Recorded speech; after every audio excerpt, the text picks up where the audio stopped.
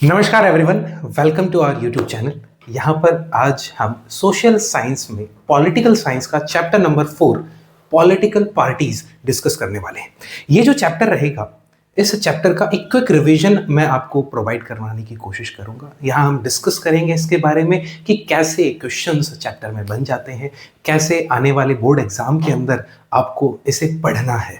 देखिए बच्चों, political parties जो है, ये पॉलिटिकल पार्टी अपने आप में एक ऐसा ऑर्गन है हमारी डेमोक्रेसी का जो मोस्ट विजिबल है। मोस्ट विजिबल का मतलब, आप अगर किसी देश में जाते हैं तो वहां आप सबसे पहले या तो वहां की गवर्नमेंट के बारे में जानते हैं या कुछ और दूसरी चीजें वहां सबसे पहले विजिबल होती हैं। बट जब आप इंडिया आएंगे या फिर किसी और डेमोक्रेटिक नेशन में जाएंगे, you will see that political parties are the first thing that you will see. देखो, इसको समझने के लिए एक एग्जाम्पल मैं आपको दूंगा छोटा सा पहले, फिर ज़्यादा डिटेल में हम नहीं जाएंगे, बट ये जानना जरूरी है। जैसे कि आप अगर किसी एक नेशन में घुसते हैं तो सबसे पहले क्या देखेंगे, इंडिया में घुसते हैं तो सबसे पहले क्या विजिबल होगा। एयरपोर्ट से आप लैंड कर चुके हैं, मार्क जकरबर्ग इंडिया पहुंचा है, और जैसे ही उसने लैंड किया उसने सबसे पहले क्या दिखा, मोदी जी का एक बहुत बड़ा होर्डिंग या फिर एक पोस्टर, जिसमें वो कह रहे हैं कि कोई योजना में लॉन्च करने वाला हूं, या फिर दीपावली की हार्दिक शुभकामनाएं जो है वो आपको दे रहे हैं। देखते हैं तो पॉलिटिकल पार्टी क्या है। सिंपल सी एक डेफिनेशन आपको याद कर लेनी है कि sir, it is a group of people who comes together to contest election and hold power in the government. ये एक सिंपल सी डेफिनेशन आपको याद कर लेनी है। ये तो हो गया सर चैप्टर का इंट्रोडक्शन। हमें करना क्या है इस चैप्टर में, कैसे याद रहेगा। बच्चों की जो प्रॉब्लम है, जो लर्नर्स हैं, उनकी जो बेसिक प्रॉब्लम है वो ये कि उसको ये कंटिन्यूअसली के अंदर याद नहीं कर पाते, कुछ ना कुछ रह जाता है। तो हम देखते हैं, इसको हम चैप्टर को डिवाइड कर लेंगे 4 मेजर स्ट्रीम्स में। ये माइंड मैप अगर आप बना लें तो बेटर होगा। लास्ट में मैं साइड हो जाऊंगा, आपको एक स्क्रीनशॉट लेने का मौका मिलेगा। अभी देखिए कि सर 4 स्टेप में सबसे पहला जो है वो है सर इसका meaning plus component. Political party का मतलब क्या होता है, तो पॉलिटिकल पार्टी का मतलब जो है वो आपके सामने लिखा हुआ है। सर एक डेफिनेशन आपको तैयार कर लेनी है। ये एक ऑर्गेनाइजेशन है, चुनाव लड़ेगी और सरकार बनाएगी और चलाएगी। साथ ही साथ इसके कंपोनेंट्स की बात करें तो कंपोनेंट्स का सीधा सीधा मतलब होता है हिस्सा, अंग। पॉलिटिकल पार्टी के क्या क्या ऑर्गन्स हैं, तो हम कहेंगे सर 3 ऑर्गन्स हमें बेसिकली देखने को मिलते हैं। सबसे पहला ऑर्गन जो है वो है पार्टी का लीडर। लीडर के साथ साथ दूसरा ऑर्गन हमें देखने को मिलता है सर पॉलिटिकल पार्टी के एक्टिव मेंबर्स, और तीसरा जो हमें देखने को मिलता है वो है उसके फॉलोवर्स। तो बेसिकली ये तीनों ही मिलकर के पॉलिटिकल पार्टी को चलाते हैं। यहाँ जो लीडर है वो तो पार्टी को लीड कर रहा है, वहीं दूसरी ओर जो इसके एक्टिव मेंबर्स हैं वो पार्टी के अंदर मेजर सपोर्ट को गेन कर रहे हैं, और जो इसके फॉलोवर्स हैं वो इसे वोट दे रहे हैं। तो ये हमारा मीनिंग और कंपोनेंट का पार्ट पूरा हो गया। ठीक है, यहाँ से क्वेश्चन क्या बन सकता है सर, तो क्वेश्चन बन जाएगा एक सिंपल सा 3 नंबर का 3 मार्क्स का जो क्वेश्चन है वो बन जाएगा कि sir what is a political party and right it's components. तो तैयार हो जाइए, आपके हाफ ईयरली एग्जाम्स या प्री बोर्ड्स में ये क्वेश्चन पक्का आएगा। ये मीनिंग और कंपोनेंट समझने के बाद अब हम मूव ऑन करेंगे फंक्शंस एंड नेसेसिटी के ऊपर। देखो, जो पॉलिटिकल पार्टी है ये कुछ फंक्शंस भी परफॉर्म करती है। अब फंक्शंस की बात आती है तो आपको समझने में प्रॉब्लम हो रही होगी कि फंक्शन होता क्या है। जैसे फॉर एन एग्जांपल, मैं यहाँ आपके सामने खड़ा हूँ, मैं भी कुछ फंक्शंस परफॉर्म कर रहा हूँ। फॉर एन एग्जांपल, मैं आपको एक्सप्लेन कर रहा हूँ चैप्टर, एक्सप्लेनेशन के साथ साथ मैं आपको कुछ इंपॉर्टेंट क्वेश्चंस भी बता रहा हूँ और कुछ रियल लाइफ एग्जांपल्स भी हम साथ में ले रहे हैं। तो ये मेरे फंक्शंस हैं। ऐसे ही पॉलिटिकल पार्टी के भी टोटल 7 फंक्शंस हमें देखने को मिल जाते हैं। ये 7 फंक्शंस कौन से हैं, कंटिन्यूटी के अंदर आपको ये याद रख लेने हैं। सर सबसे पहला, पॉलिटिकल पार्टी कंटेस्ट इलेक्शन, इसका पहला फंक्शन है कि ये चुनाव लड़ती है। दूसरा फंक्शन है hold power in the government, ये जो है सरकार चलाती भी है और सरकार में शक्तियों को भी अपने साथ रखती है। For an example Modi government. तीसरा जो फंक्शन है इसका वो क्या है सर, वो लॉ मेकिंग का फंक्शन है, कानून बनाने में भी बहुत ज़्यादा हेल्प करती है।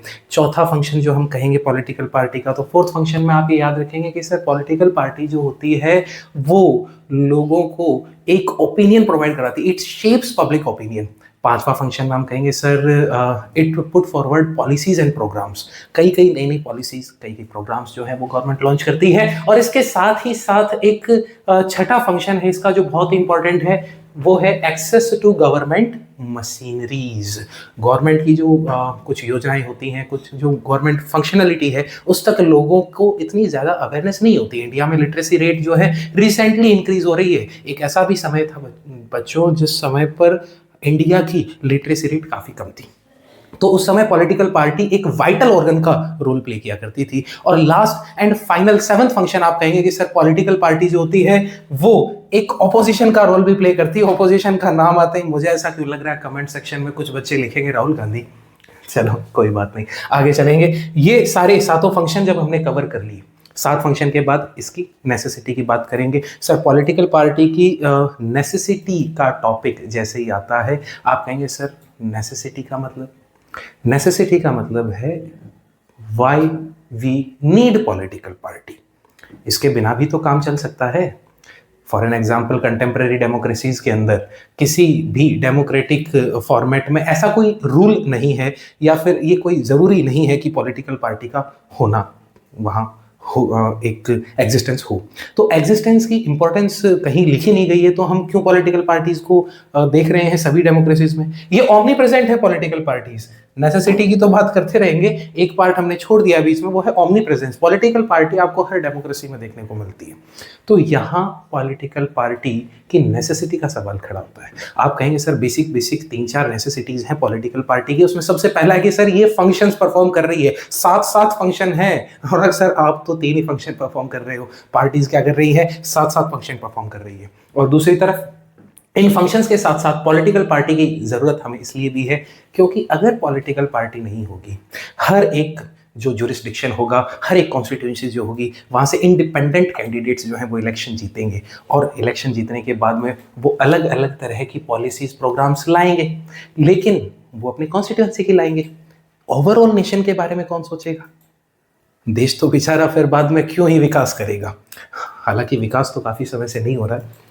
देखते हैं आगे। तो ये फंक्शन 2 फंक्शन हमने इसके 2 नेसेसिटीज हमने पढ़ ली है। तीसरी नेसेसिटी की बात करेंगे तो आप कहोगे कि सर पॉलिटिकल पार्टी के साथ में एक और इम्पॉर्टेंट फंक्शन है कि सर अगर पॉलिटिकल पार्टी नहीं हुई, इलेक्शंस हो गए, इंडिपेंडेंट जो कैंडिडेट्स हैं उन्होंने अलग अलग अपनी कॉन्स्टिट्यूंसी के अंदर अपनी सीट हासिल कर ली है, बट एक नेशनल लीडर जो प्रधानमंत्री जिन्हें हम कहते हैं, प्राइम मिनिस्टर जिसको आप कह रहे हैं, तो वो कैसे बनेंगे? प्राइम मिनिस्टर कौन होता है? Leader of the ruling party. अब रूलिंग पार्टी तो तब आएगी ना जब पॉलिटिकल पार्टी होगी, और हमने तो पॉलिटिकल पार्टी की नेसेसिटी पे सवाल उठा रखा है। तो ये तीनों चीजें मिला करके इसकी नेसेसिटी को कवर कर देती हैं। हमारा चैप्टर बच्चों आधा हो गया है, आप बातों में खो रहे हैं, बट चैप्टर हमने आधा कर लिया है। हम मूव ऑन करेंगे नेक्स्ट पे, types of political party. Sir ये टाइप्स की बात करेंगे तो पार्टीज जो हैं वो अलग अलग तरह से देखने होंगे। इन टाइप्स को भी हमने 2 सब कैटेगरीज में डिवाइड कर रखा है, एक पार्टी सिस्टम और एक पार्टी सिस्टम में आपको देखने को मिलेगा 1 party system, 2 party system and multi party system. समझेंगे डिटेल में। दूसरी तरफ यहाँ पार्टी की बात करोगे तो you will see sir there are 2 types, one is national party and another one is state party. ये 2 तरह की पार्टीज आपको देखने को मिल जाती है। इन्हें हम समझेंगे ये पार्टी सिस्टम क्या है और पार्टी क्या है। देखो पार्टी तो एग्जिस्ट कर रही है इंडिया में, एक टाइप है कि पूरे नेशन में जो पार्टी वो नेशनल पार्टी, जो स्टेट में है वो स्टेट पार्टी। वहीं दूसरी तरफ पार्टी सिस्टम जो होता है वो एक देश का सिस्टम है ऑफ पार्टीज, जिसमें कितने तरह की पार्टीज सरकार फॉर्म कर रही हैं।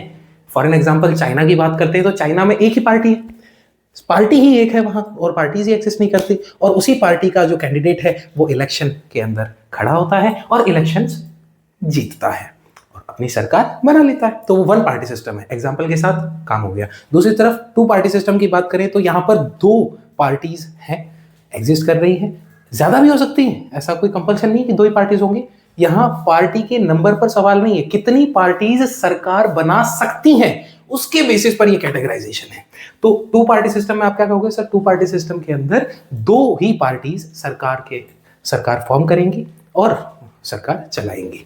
तो ये यूएसए और यूके में आपको देखने को मिल जाता है। फिर आता है मल्टी पार्टी सिस्टम। ये मल्टी पार्टी सिस्टम किस बला का नाम है सर? यहाँ पर एक नहीं, दो नहीं, तीन तीन, चार चार या इससे भी ज्यादा पार्टीज सरकार में भागीदारी ले सकती हैं, सरकार में पार्टिसिपेशन अपना जो है वो शो कर सकती हैं। ये सिस्टम आपको इंडिया में देखने को मिल जाता है। तो ये कैटेगराइजेशन काफी ठीक ठाक इंपॉर्टेंस रखता है, क्वेश्चन आ जाता है कभी कभी। फिर आता है ये मोस्ट इंपॉर्टेंट पार्ट जो है types of parties, simply national party and state party. देखो भाई, जो नेशनल पार्टी है, नेशनल पार्टी को हम ये समझेंगे कि सर ये एक इस तरह की पार्टी होगी जो पूरे देश के अंदर, देखो इंडिया एक फेडरल कंट्री है, फेडरल कंट्री में फेडरल यूनिट्स होती हैं, मतलब एक ऐसी पार्टी जो एक से ज्यादा फेडरल यूनिट्स में एग्जिस्ट करती है, दैट इज नेशनल पार्टी। और वहीं दूसरी तरफ स्टेट पार्टी किसे कहा हमने? सर ये एक ऐसी पार्टी होगी जो सिर्फ और सिर्फ एक ही स्टेट या एक ही फेडरल यूनिट में अपना एग्जिस्टेंस या रोल प्ले कर रही है। अब ये तो इसकी डेफिनेशन हो गई, बट हमारा जो प्यारा इलेक्शन कमीशन है, इलेक्शन कमीशन मुझे पर्सनली काफी अच्छा लगता है, बड़ा ही शानदार ऑर्गन है डेमोक्रेसी का इलेक्शन कमीशन। ये जो इलेक्शन कमीशन है बच्चों, जस्ट अ सेकेंड,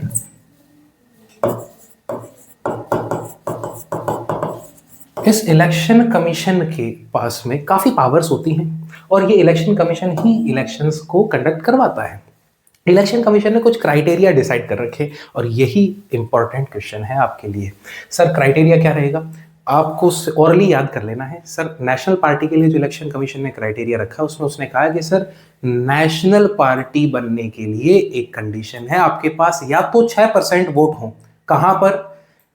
लोकसभा के इलेक्शंस में ओवरऑल 6% वोट, या फिर 6% वोट 4 अलग अलग कॉन्स्टिट्यूएंसी, जो आपके स्टेट के असेंबली इलेक्शन होते हैं, उन स्टेट असेंबली इलेक्शंस के अंदर 4 अलग अलग स्टेट्स में 6% आपके पास वोट हो, मतलब वोट का परसेंटेज क्राइटेरिया फिक्स हो गया। दूसरी तरफ सर सीट की बात करें तो एमएलएज या एमपीज जो होते हैं, सीट उसको अपन कहेंगे यहाँ पर, आगे एमएलए और अभी एमपी की सीट की बात हो रही है। तो मेंबर ऑफ पार्लियामेंट आपके पास कितने होने चाहिए? 4 होने चाहिए, तब जाकर के आप क्या बन जाएंगे? एक नेशनल पार्टी बन जाएंगे। वहीं दूसरी तरफ स्टेट पार्टी की बात करें तो हम कहें सर स्टेट पार्टी जो होती है वो same criteria, 6% vote state assembly election के अंदर 6% वोट आ जाए और साथ ही साथ ओनली 2 सीट मिल जाए, किसकी? एमएलए की।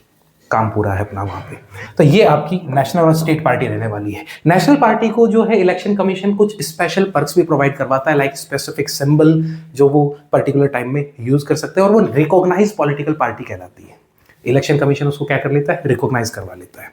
और प्रेजेंट में currently there are 6 national parties, और 6 नेशनल पार्टीज के नाम भी मैं आपको बता देता हूं। जो बुक्स हैं उसमें पुराने अपडेटेड हैं, जो बहुत पहले हुआ करती थी। रिसेंटली आम आदमी party, Bharatiya Janata party, Communist Party of India, Marxist CPIM जिसे हम कहते हैं, इसके बाद Indian National Congress, National People's Party, और इसके अलावा आपको देखने को मिलती है बहुजन समाजवादी पार्टी। ये टोटल 6 पार्टीज जो हैं ये नेशनल पार्टी के अंदर आती हैं रिसेंटली। यहां तक का पार्ट हो गया है बच्चों, चैप्टर हमारा लगभग पूरा हो चुका है और आपके सर जो हैं वो पसीने में तर हो चुके हैं हमेशा की तरह। अभी अपन आते हैं नेक्स्ट चैलेंजेस की तरफ। लास्ट टॉपिक है, शांति से इसको समझ लेना, अगर सवाल आएगा बोर्ड एग्जाम में यहीं से आएगा। चैलेंजेस सर क्विकली अपन इसको वाइंड अप करेंगे, ज्यादा लंबी वीडियो नहीं ले जाएंगे। चैलेंजेस देखें तो 4 चैलेंज पॉलिटिकल पार्टी के होते हैं, और रिफॉर्म्स की बात करें तो 3 रिफॉर्म्स जो हैं वो कुछ जो इंस्टीट्यूशंस हैं हमारे, उन्होंने रिफॉर्म्स को मैंडेटरी कर दिया है, और कुछ 3 रिफॉर्म्स हम देखेंगे जो सजेस्टेड है पॉलिटिकल पार्टीज को चेंज करने के लिए। ऑरली इसको कंप्लीट करने वाले हैं। सबसे पहला आपका जो चैलेंज है पॉलिटिकल पार्टी के लिए वो है sir first one, lack of meaningful choice. Meaningful choice मैं पढ़ा रहा हूँ SST, मेरे अलावा और भी बहुत सारे टीचर्स आपको जो है या एजुकेटर्स जो है यूट्यूब पर देखने को मिल जाएंगे, बट सभी के सभी एक ही बात, एक ही जो नारा है वो लगाया जाए। आपको कोई चॉइस का कुछ ऑप्शन, आपको कुछ वेरिएशन वहां मिला? नहीं मिला। आप मार्केट गए कपड़े लेने के लिए, किसी शॉप में जा रहे हैं, टी शर्ट लेने जा रहे हैं, और टी शर्ट सारी की सारी ब्लैक टी शर्ट्स हैं, ओनली ब्लैक, जेड ब्लैक, कोई ऑप्शन नहीं है। चॉइस है आपके सामने, ये ले सकते हो, ये ले सकते हो, अलग अलग कलर्स हैं, नहीं है, एक ही कलर है। कुछ मतलब हुआ वहां चूज करने का? नहीं हुआ। तो same is happening in political parties. सारी पार्टीज लगभग लगभग सेम सा ही काम जो है वो कर रही है प्रेजेंट टाइम में। पॉलिटिकल पार्टीज हैं बट बहुत सारी हैं, बट उनके जो एजेंडाज हैं, जो उनका मोटो है, जिस तरह से वो फंक्शन कर रही हैं, वो सब सिमिलर है। तो हम कहते हैं क्या ही फायदा हुआ फिर पार्टी के होने का, जब वो कोई अलग उसमें वेरिएशन या कोई चॉइस आपको वहां नहीं मिल रही। तो ये बहुत बड़ा चैलेंज हमें देखने को मिलता है। दूसरा जो चैलेंज आप देखेंगे पॉलिटिकल पार्टी का, वो चैलेंज रहने वाला है sir dynastic succession. Dynastic succession क्या होता है? मुगल डायनेस्टी, मुगल डायनेस्टी में आप देखते हैं काफी सारे सीरीज ऑफ जो रूलर्स हैं वो आते हैं। बाबर, बाबर का हुमायूं, हुमायूं का अकबर, अकबर का जहांगीर, जहांगीर का शाहजहां, शाहजहां का औरंगजेब। ये कंटिन्यूअसली जो रूलर्स हैं वो चलते गए। Same is happening in few political parties. वहां एक ही पीढ़ी जो है वो रूल कर रही है। तो इससे क्या हो रहा है? इससे जो कैपेबल लीडर्स हैं वो पावर में नहीं आ पा रहे हैं। और कैपेबल लीडर्स की बात करते हैं तो यहाँ डायनेस्टिक सक्सेशन के साथ साथ एक और थर्ड चैलेंज पे हम मूव ऑन कर देंगे स्विचली, फटाफट से, स्विफ्टली। जो थर्ड चैलेंज क्या है sir? Lack of internal democracy. Lack of internal democracy. Sir dynastic succession में भी तो डेमोक्रेसी की कमी थी? नहीं, dynastic succession is for the leaders. यहाँ कंपोनेंट्स में आ जाइए आप वापस से। कंपोनेंट्स में हम देखा सर 3 पार्ट थे, लीडर, एक्टिव मेंबर और फॉलोवर। तो लीडर की बात हो रही है डायनेस्टिक सक्सेशन में। यहाँ लैक ऑफ इंटरनल डेमोक्रेसी में हम मेंबर्स की या पार्टी के जो फंक्शनलिटी है, पार्टी अपने आप में एक बहुत बड़ा ऑर्गेनाइजेशन होता है, बहुत सारे उसके मेंबर्स होते हैं, उसमें अलग अलग जो है फंक्शंस वो परफॉर्म करते हैं जो लोग वहाँ काम कर रहे होते हैं। तो वहाँ भी जो है एक तरीके से आपने जो नेपोटिज्म सुन रखा है वैसा वैसा कुछ पॉलिटिकल पार्टीज में भी आजकल चल रहा है। तो उसी की प्रॉब्लम को हमें सॉल्व करना है। लैक ऑफ इंटरनल डेमोक्रेसी, एक ऐसा कुछ सिस्टम चालू कर दिया जाए जिसमें अंदर भी एक कोई ऑर्गेनाइजेशनल इलेक्शंस वगैरह हो, तो वो रिफॉर्म्स में हम करवाएंगे। 3 चैलेंजेस हो चुके हैं, लास्ट और चौथा चैलेंज जो कि बहुत इंपॉर्टेंट है और हमें इंडिया में तो ये बहुत ज्यादा देखने को मिलता है, वो क्या है? Money and muscle power.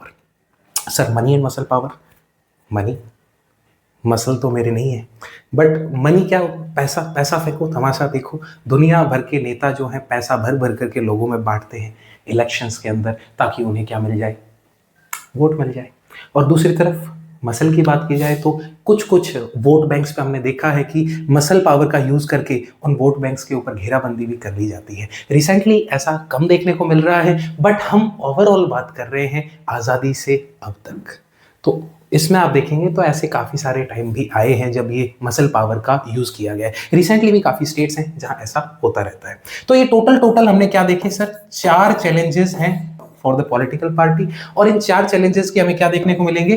3 reform देखने को मिलेंगे। ये 3 रिफॉर्म क्या रहने वाले हैं सर? पहला तो पॉलिटिकल पार्टी के अंदर जब एक नेता, फॉर एग्जांपल पार्टी एक्स है, या अपने लिए कोई यूट्यूब पार्टी अपन बना देते हैं, यूट्यूब पार्टी के अंदर कोई एक हम मेंबर है जो जीत गया है, उसे एक एमएलए की सीट मिल गई है, एमएलए बन चुका है, लेकिन यूट्यूब उसे जो है इतना अच्छा नहीं लग रहा है, यूट्यूब पार्टी में वो खुश नहीं है, तो वो स्विच करेगा और चला जाएगा इंस्टा पार्टी पे। पार्टी बदल लिया, हम कहें पार्टी बदल लेता है। पार्टी बदलना अच्छी आदत थोड़ी है, नहीं है, आप भी मत बदलना कभी भी। तो पार्टी बदलते ही हमारी गवर्नमेंट ने एक लॉ लागू कर दिया है जो कि है एंटी डिफेक्शन लॉ। लिखने की जगह नहीं है, सुन ही लीजिए, anti defection law. Anti defection law मतलब आपका जो लीडर है वो पार्टी छोड़ करके नहीं जा सकता, अगर जाएगा तो अपनी सीट को छोड़ करके ही जाएगा, मतलब उसे अपना जो पावर है गवर्नमेंट में वो छोड़ना पड़ेगा। सेकंड जो रिफॉर्म है वो है एफिडेविट का। सुप्रीम कोर्ट ने ये मैंडेटरी कर दिया है कि जो कैंडिडेट्स होंगे इलेक्शन से पहले एक एफिडेविट फॉर्म फिल करेंगे। एफिडेविट मतलब एक स्टैम्प पेपर जैसा कुछ होता है जिसमें सारी डिटेल्स, इनकम के साथ साथ उसके पास क्या एसेट्स हैं, एसेट्स के अलावा जो आईटीआर वगैरह फिल करना, ये सारी चीज़ें जो हैं वहाँ पर एफिडेविट में लिखी जाती है कि कितना पैसा इस अगले बंदे के पास है, कितनी प्रॉपर्टी इसके पास में है, ताकि उससे अंदाज़ा लगाया जा सके कि कहीं पैसे का यूज़ तो नहीं किया जा रहा है चुनाव जीतने में।